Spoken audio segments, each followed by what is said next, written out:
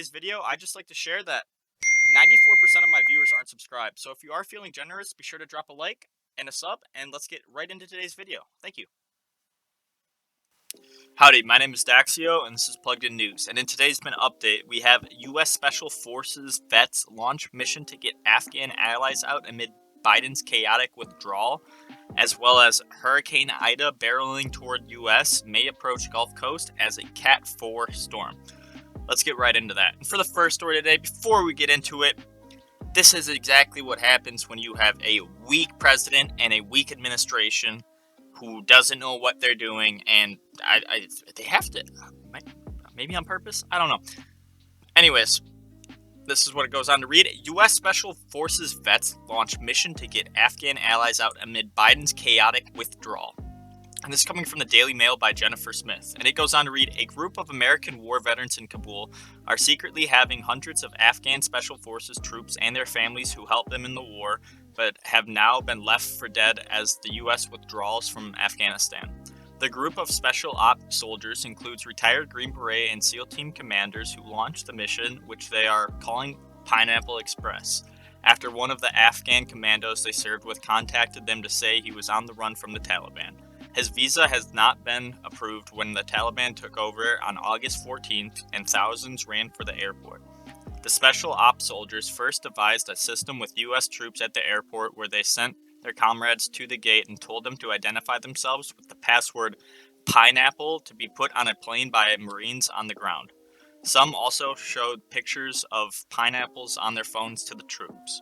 After successfully getting hundreds through that way, the special ops team started going into Kabul behind enemy lines to rescue more of their comrades and families in the cover of darkness.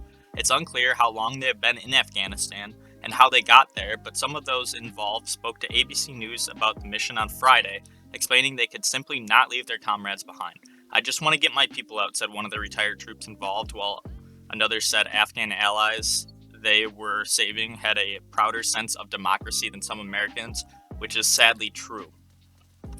Their astonishingly courageous efforts have saved hundreds, while Biden and his team have bungled the evacuation mission and haphazardly telling some U.S. citizens and allies to go to the airport while rejecting visas for others and leaving any Americans to fend for themselves. They are one of several ad hoc volunteer groups on the ground that are frantically trying to save people before time runs out. It has since emerged that Biden's administration also gave out a list of Afghan allies' names to the Taliban in the naive hope that they would get them out. Former President Trump called it a kill list that all but guarantees their deaths. The U.S. now one of the only nations still evacuating from Kabul amid increasing threats of another ISIS attack. Again, the Biden administration. That's all I have to say about that story.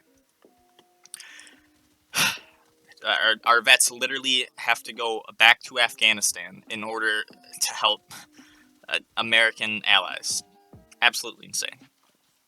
And this next story is Hurricane Ida barreling toward U.S. may approach Gulf Coast as Cat 4 storm. And this is coming from AccuWeather by Alex Sinowski. And it goes on to read, Hurricane Ida, after making 2 landfalls over western Cuba later during the day on Friday, was barreling into the southeastern Gulf of Mexico.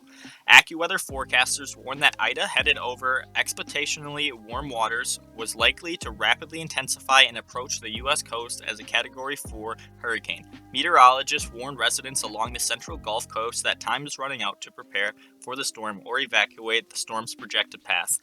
Late Friday afternoon, the NHC issued hurricane warnings for parts of coastal Louisiana, including New Orleans. Storm surge and tropical storm warnings were in effect for parts of Louisiana coastline, as well as across the border into Mississippi and Alabama on Friday, as a concern about the mounted potential for Ida, which had just strengthened into a hurricane early Friday afternoon to strike as a major hurricane on Sunday.